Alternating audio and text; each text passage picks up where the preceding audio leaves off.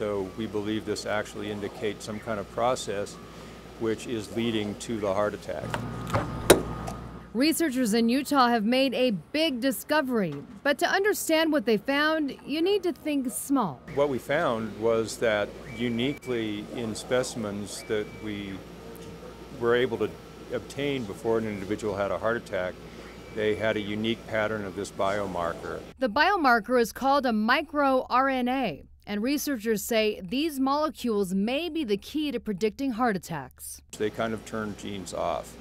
And so what we found in these people, these have actually, this negative switch, this off switch has actually disappeared.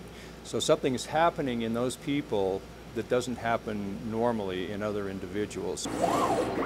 If the off switch is turned off, researchers say a heart attack is likely to occur. In blood samples collected from patients, those who had low levels of microRNA molecules had a heart attack within 7 days after the sample was taken.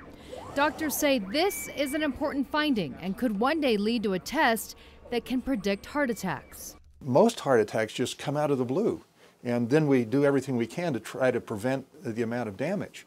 It would be wonderful if we had a test that a week or two in advance of the heart attack tells us this patient is ready to have one. And if the patient is ready to have one, doctors can intervene with medicine and other treatments to stop the heart attack from occurring. Really very exciting if we could take patients that maybe had some vague symptoms or we were worried about and run this test and find out if they were at imminent risk of a heart attack, we could actually prevent in advance.